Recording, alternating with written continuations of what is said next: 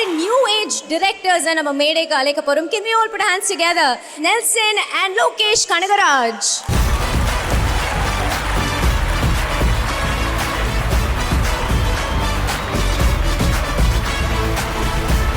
Brother எப்படி இருக்கீங்க? நம்மலாம் வந்து இந்தியன் 1 பார்த்துருக்கோம். ஓகே, இது இந்தியன் 2 ஆடியோ லான்ச். நீங்கள் ஒரு சக்ஸஸ்ஃபுல் டைரக்டராக இருக்கீங்க. ஒரு வார்த்தைகள். எல்லாருக்கும் வணக்கம். ஃபர்ஸ்ட் ஆஃப் ஆல் ஆக்சுவலாக இந்தியன் 2 வந்து அனௌன்ஸ் பண்ணும்போது இது வந்து ஃபஸ்ட்டு பிக் பாஸில் தான் அனௌன்ஸ் பண்ணாங்க.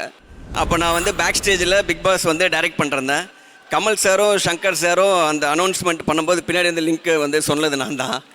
ஸோ அங்கேருந்து இப்போ அந்த படம் வந்து மெட்டீரியலைஸ் ஆகி இப்போது தமிழ் சார் சொன்ன மாதிரி நிறைய பிரச்சனைகள்லாம் இருந்துச்சு. அதெல்லாம் தாண்டி இன்றைக்கி சக்ஸஸ்ஃபுல்லாக இவ்வளோ பிரம்மாண்டமாக ஒரு ஆடியோ லான்ச் வரைக்கும் வந்து இப்போ படம் ரிலீஸ் ஆக போகுது. எனக்கு அந்த த்ரூ அவுட் த ஜேர்னி நான் பார்த்தது ரொம்ப சந்தோஷமாக இருக்குது. இப்போ வந்தது ஃபஸ்ட்டு சுபாஷ் சார் லைக்கா பற்றி பேசணும். ஏன்னா என்னோடய ஃபஸ்ட்டு படம் கோலமாவை வந்து அவங்க தான் ப்ரொடியூசர். நான் நிறைய வாட்டி அவருக்கு தேங்க்ஸ் சொல்லணும்னு நினச்சி இது வரைக்கும் என்னால் தேங்க்ஸே சொல்ல முடிஞ்சு. இப்போ தான் ஃபஸ்ட் டைம் பார்த்துருக்கேன் நான் அவர் சாரை. ஸோ ரொம்ப thank you so much sir Kolamaavu கோகிலாக்காக. நான் அங்கேருந்து 5 வருஷமாக ட்ரை பண்ணுறேன் உங்களை பார்க்குறதுக்கு. இப்போ தான் அதுவும் ரொம்ப தூரம். Okay, thank you so much sir.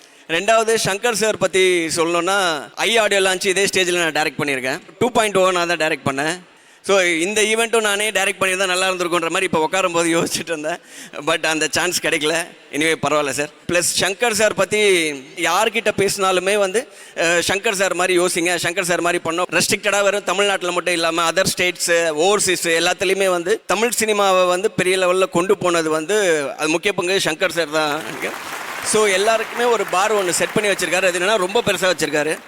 இன்னொன்று சங்கர் சார் பற்றி வந்து ரஜினி சார் என்ன சொல்லுவார்னா, அடிக்கடி ஷூட்டிங்கில் இருக்கும்போது சங்கர் சார் வந்து என்ன ஹார்ட் ஒர்க்கர் தெரியுமா, அது வந்து அப்படி ஒர்க் பண்ணுவாருங்க. ஷார்ட் வந்து எந்திரிச்சே போக மாட்டார். எல்லா ஷார்ட்டும் அவர் எல்லாமே எடுக்க விட மாட்டார். ஃபோக்கஸ்டாக இருப்பார். நான் பார்த்துருக்கேன். அவ்வளோ டெடிக்கேட்டடாக இருப்பார் சொல்லிகிட்டே இருப்பார். ஒரு பாயிண்டில் நமக்கு என்ன தோணுன்னா, இவர் சங்கர் சாரை பாராட்டி பேசுகிறாரா இல்லை நமக்கு ஏதாவது சொல்ல வராரா அப்படின்னு சொல்லி அந்த மாதிரி. இல்லை சார், நான் அப்பப்போ ஏஞ்சி தான் போயிட்டு வருவேன். நான் இப்போ தான் வந்திருக்கேன். நான் இனிமேல் கற்றுக்கிறேன் அப்படின்னு சொல்லியிருக்கேன். So thank you so much sir. இன்றைக்கி இந்த ஈவெண்ட்டு கூப்பிட்டதுக்கு நானும் வந்து எல்லோரும் மாதிரி இந்தியன் 2க்காக பயங்கரமாக வெயிட் பண்ணிகிட்ருக்கேன். கமல் சார் பற்றி ஆக்சுவலாக எனக்கு வந்து ஒரு பெரிய வியப்பு இருக்கும் கமல் சார் மேலே. என்ன சொல்லிட்டாங்க, நீங்கள் வந்து back stage director Kamal sir இருப்பார்னா சரி ஓகே, அவர் இருப்பார், நம்ம யார்கிட்டே சொல்லுவோம், அவங்க சொல்லுவாங்க அப்படின்ற மாதிரி யோசிச்சுட்டு இருந்தேன். லோகேஷ் பாவம். ஓகே, இல்லை நல்ல மேட்டர் தான், சொல்லுங்கள். நின்றுட்டுருக்கேன். போய் கை ஸ்கிரிப்ட் இருக்கும்போது பார்த்தா நேராக அவர்கிட்டயே கூப்பிட்டு போயிட்டாங்க. அவர் நின்றுட்டுருக்காரு. பார்த்தம்போது நமக்கு அப்படியே ஒரு ஆட்டோமேட்டிக்காக ஒரு பயம் ஒன்று வரும்ல. ஏன்னா நம்ம மேக்ஸிமம் தப்பாக தான் சொல்லுவோம். சில பேர் அதை சொல்ல மாட்டாங்க. இவர்கிட்டே இப்போ தப்பாக சொன்னால் எப்படி இருக்கும் அப்படின்னு சொல்லி ஏதாவது திட்டிட்டு வரோன்னு ஒரு பயம் இருக்கும். நிறைய விஷயம் அவர்கிட்ட ஏதாவது நம்ம டிப்ஸ் மாதிரி கேட்கலாம். நமக்கு ஒரு சினிமா பண்ணணும்னு ஒரு ஆஸ்பெக்ட். அப்போ கோலமாவு கோகிலா ரிலீஸ் ஆகலை, அப்போ தான் ஷூட் பண்ணுறேன்னு நினைக்கிறேன். ஸோ நிறைய இவர்கிட்ட கற்றுக்கணும் சொல்லி ஏதாவது பேசி கற்றுக்கலான்னு சொல்லி லைட்டாக பேச்சு கொடுப்பேன். கொடுக்கும்போது அவர் என்னென்னா சார் பேச ஆரம்பிப்பார். நான் என்னென்னமோ சொல்லுவார். ரொம்ப இன்டர்நேஷ்னலாக இருக்கும், ஆர்டிஸ்ட்டு, இன்டர்நேஷ்னல் போயிட்ஸு. நான் அப்படியே பார்த்துட்டே இருப்பேன். சரி ஓகே, ஒரு நாள் போச்சு, 2 நாள் போச்சு, 3ஆவது நாள் பார்த்தேன் இது வேலைக்கு ஆகாது.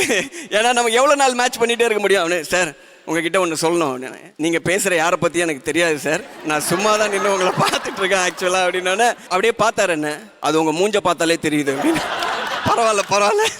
அப்போது வந்து அவர் 3 நாளாக தெரிஞ்சு தான் பேசியிருக்காரு. ஸோ நமக்கு அந்த தெரியலன்ற ஃபீலிங்கை நம்மளை எதுக்கு இவனை நம்ம ஆக்வர்டாக ஃபீல் பண்ண வச்சுட்டேன்னு சொல்லிட்டு நம்மளை அந்த மாதிரி ஒரு டீல் பண்ணியிருக்காருன்னு புரிஞ்சுது. அனி மியூசிக்கு அது வேறு ஒரு ஆட் ஆன் ஸ்பெஷல். ப்ளஸ் இந்த காஸ்ட் அண்ட் க்ரூ எல்லாருக்குமே ரொம்ப நன்றி. Thank you so much. Thank you so much brother. Wonderful.